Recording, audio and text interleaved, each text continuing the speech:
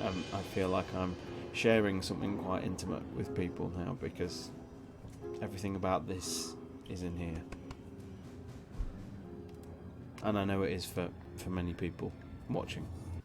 I know, you're 16, I've read all I think about they the do a dangers masterstroke of with Joyce as well, and they actually make her quite likeable. It's It would hard. be very easy in this show New to town and present everything. Joyce as an antagonist It to is for me Buffy, too. but you know you root for Joyce just I'm as much as you trying do to for make a Buffy, role. and it's I'm very growing very into clever my writing and role. characterization, and excellent No, you're a acting from good girl, Buffy. You just fell in Christine with the wrong Sutherland. It crowd. must be said. But that is all behind us. Even now. when she's making the wrong It is. choices with Buffy, Now you don't on, I am you only don't tend to going hate her recording. because I you mean, know lively. you've spent so much time with her as much as Buffy. Okay. She works You have fun. as a character.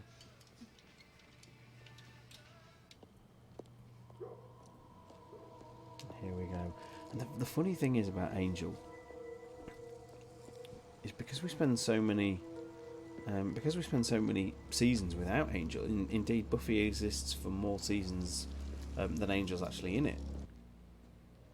And David Boreanaz has gone on to have such a successful body of television work. He's probably had one of the most sort of successful careers that's birthed out of being in the Buffyverse, to be honest. He's been, there's not been a year he's not been on our TV screen since this episode aired in, I think in March. I'm looking at the screen, March 10th, 1997. I know what you're thinking. Don't worry. I don't bite.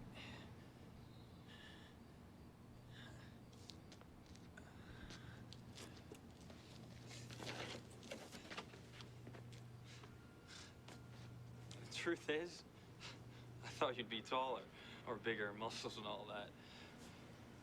Pretty He's surprised. kind of a dork here, What do you want? which works, Same you thing know. do. Okay. What do I want? Who are you? Let's just say I'm a friend. Yeah, well, maybe I don't want a friend.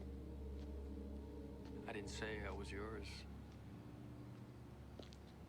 And he exits season 7, chosen exactly the same way. One turn into the darkness.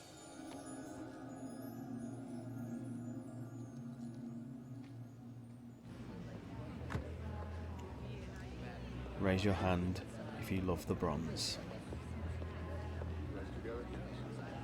This was another one of those scenes, like that one with Buffy and Giles in the library. This was one of those scenes that made me realise this show is just so cool, and it's winning me over with every minute it's going on for. Can't tell you the name of the band, unfortunately.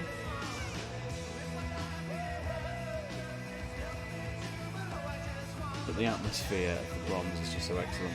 I grew up in an area which had a nightclub, if you like, very similar to this in terms of raw atmosphere, but nowhere near as cool as the Bronze. And it had a balcony that you could go up and overlook the dance floor, and I always used to think I was in the Bronze when I was there growing up. So I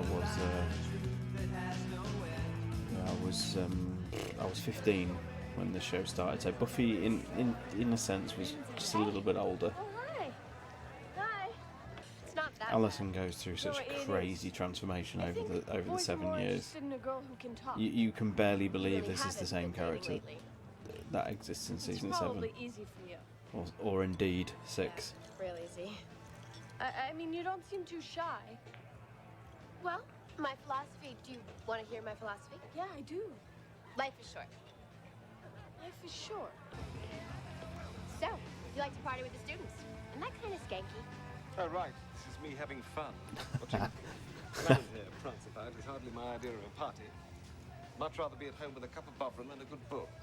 Did he say anything When I else? rewatched it in Something about the 2015, mouth of hell. I really didn't like I it. never realised, and it was only maybe putting a few years under me, that the main so bearing in mind I'm in my 30s when I'm rewatching it in 2015. Look at them.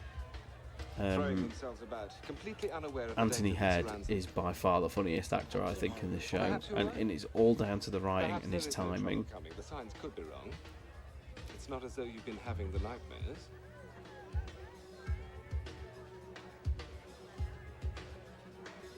Listen, want to dance? With you?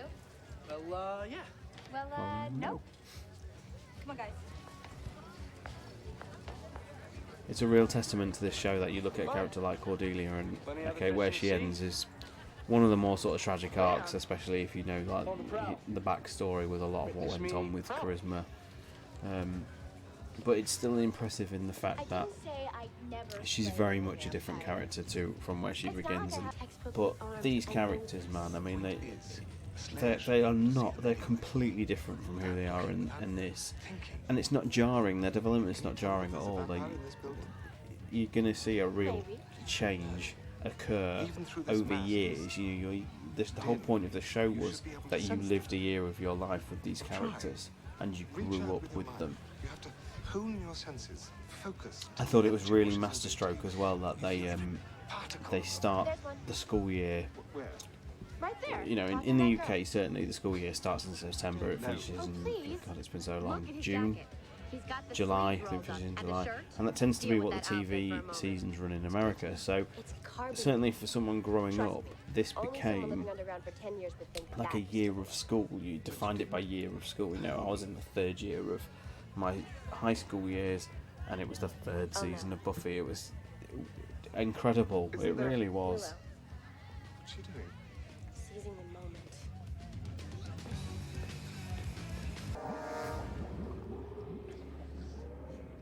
Mark Metcalf is superb as the Master. He's clearly an actor just relishing and having so much fun in the role. Master.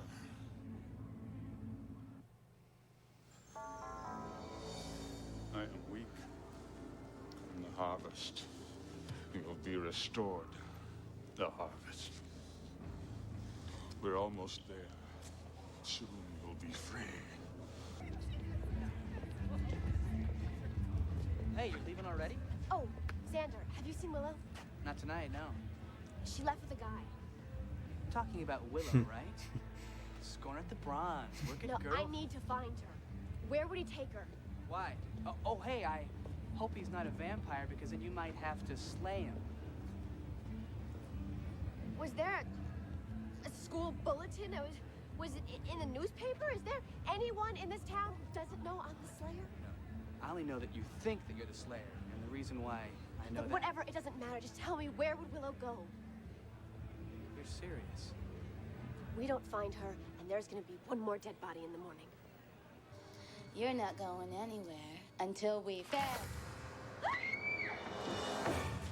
Well, this is nice. It's a little bare, but a dash of paint, a few throw pillows. Call it home. Who the hell are you? You mean there's actually someone in this town who doesn't know already? Phew, that's a relief. I'm telling you, having a secret identity in this town is a job of work. Buffy, we bail now, right? Not yet.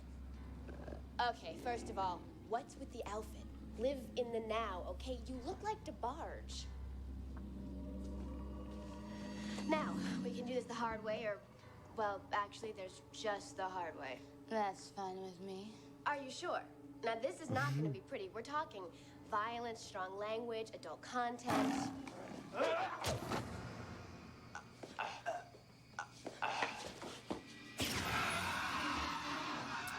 Dustin doesn't look too bad even to this day. The remaster looks horrible. See what happens when you roughhouse? He was young and stupid. Xander, go. Don't go far.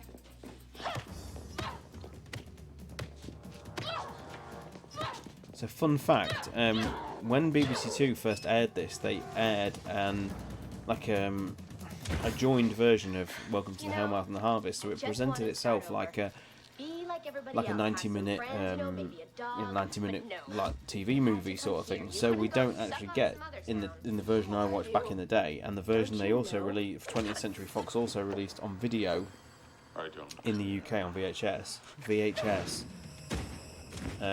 We don't get the to be continued moment. This scene just carries on as one complete thing, which was cool actually. I almost wish these DVDs had the movie version of these two parts. She's strong. You go. I'll see if I can handle the little girl.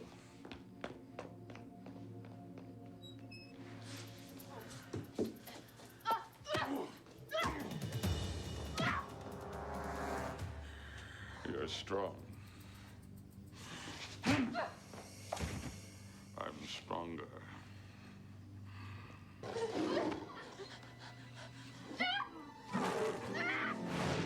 There we go.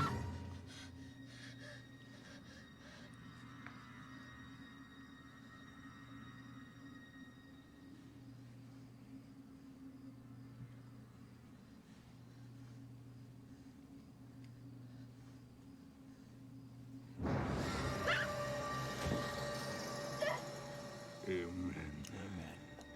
I was trying to think of the line. It didn't come to me until he said it. And here's where we cue the music.